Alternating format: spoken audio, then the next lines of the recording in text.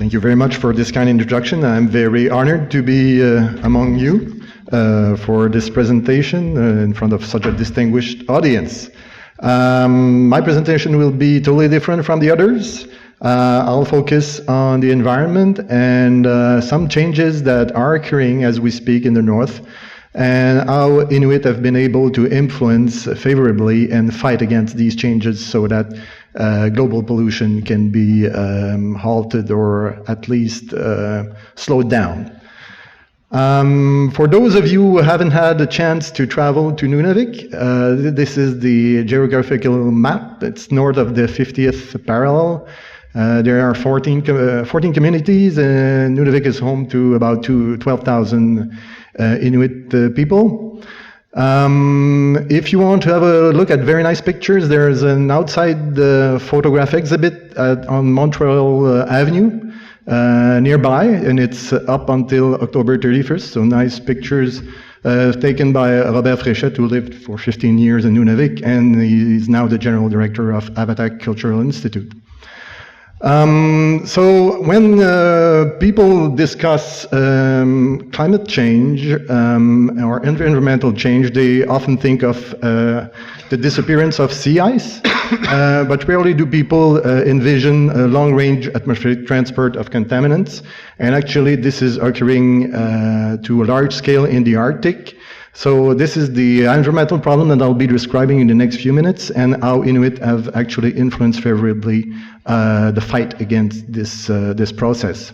So in this illustration, you have the process of actually pollution being emitted in industrialized regions of the world, and dominant winds are actually carrying the pollution to the North Pole, where actually compounds such as mercury, but also a suite of organic compounds are actually carried over and precipitate in the northern environment, so that they're going to bioaccumulate and biomagnify in the food chain that is actually a source of country food for Inuit people. It has been so for many, many years, and it still is.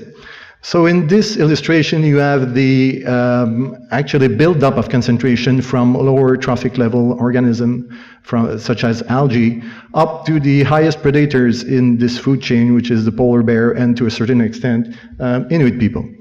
So the concentrations are rising up as you move up the food chain, with concentrations of methyl mercury, in that case, building up to several ppms, parts per million. Contrary to what we've heard up to now, we've been lucky enough, those of us who are studying the fate of contaminants in the north, to benefit from a long-lasting program that has been set up in 1991 by Aboriginal Affairs and Northern Development Canada. It's the Northern Contaminants Program. We're in the 25th year of this program now. It's being managed by the federal government, but there's also the input of regional government departments and also Aboriginal organizations.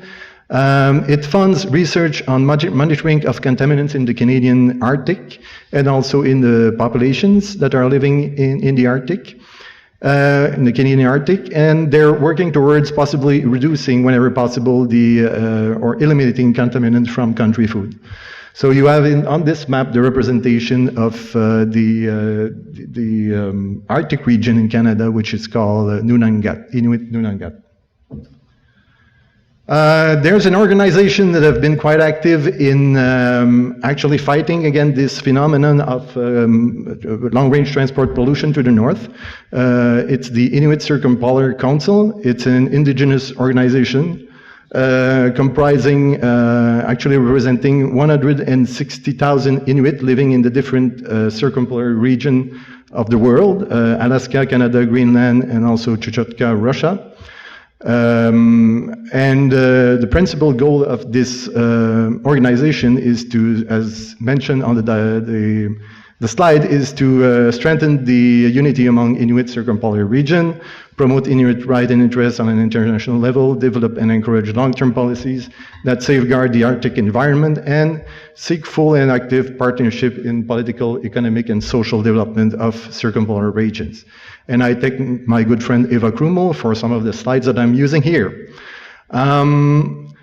So actually, the Inuit Circumpolar Council is one of the partner in the Northern Contaminants Program. This organization also represents Inuit internationally on the Arctic Council, on which it is a permanent organization, participant organization. And ICC also has an observer status at the United Nations. Regarding the Arctic Council, on which different indigenous people organizations are actually involved, including ICC. You have the organization of this council and the different working groups that are part of this council. One of the working group is the Arctic Monitoring Assessment Program. And this is a program that is actually being influenced by the Inuit Circumpolar Council as well as the other working groups in terms of orientation of the activities. On the Arctic Council, Arctic Monitoring Assessment Program, you have all the circumpolar countries being represented and also the Aboriginal organizations.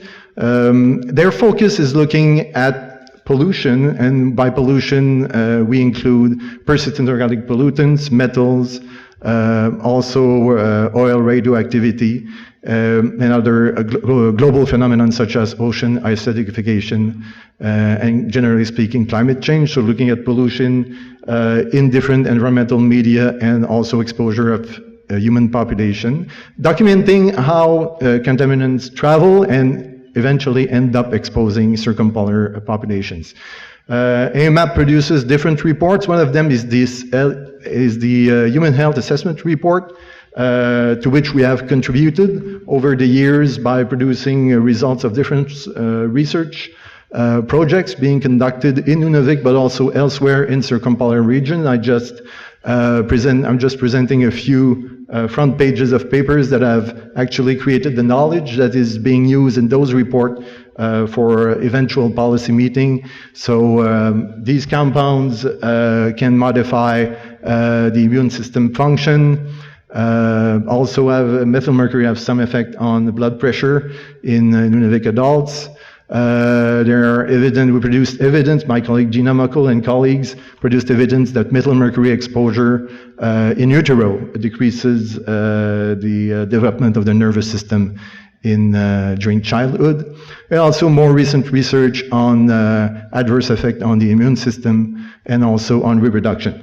So there's a whole series of research projects going on in different circumpolar countries, being actually the results of which are being summarized in different governmental reports from the Canadian government, but also from countries in the Arctic Council, and with the input of the Inuit Circumpolar Council, who actually helps in interpreting the data and producing conclusions of those reports. This has eventually led to international agreement adopted by United Nations Environment Program, and I'm going to stress two big conventions that are now ongoing: the Stockholm Convention on Persistent Organic Pollutant and the Minamata Convention on Mercury, both aiming at reducing contaminants level in circumpolar regions. The Stockholm Convention on Persistent Organic Pollutant, it came in force in 2004. Now 160 countries have ratified it. There are 26 compounds, pollutants covered by presently by the convention, and 3 more compounds are in review. And the Canadian government, as well as indigenous organizations, had a major impact on the negotiations going through to establish the convention. The second convention is the Minamata Convention on Mercury, adopted officially in 2013. Now it has been signed by 128 countries, and 25 countries have ratified it. So it's going to take a little bit more time before it comes in full force.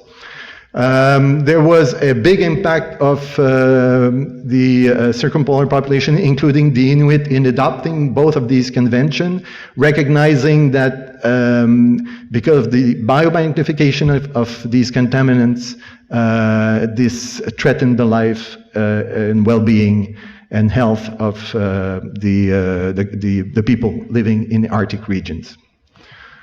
There are more and more compounds that are being added to the list of compounds covered under the Stockholm Convention. As new compounds are being introduced on the market, or old ones are being recognized as threat, these are then being included in the convention that eventually will lead to the total ban of manufacture and use of these compounds. So more compounds are being introduced as we speak, with new compounds being introduced on the market. Ratification of the Minamata Convention needs to go on, and also there are plans of utilizing indigenous knowledge and community-based monitoring to better document the evolution of the situation regarding those contaminants. And I'll leave the last word to Sheila Watt-Cloutier. She's a prominent Inuit leader. She was the international chair of the Inuit Circumpolar Council from 2002 to 2006.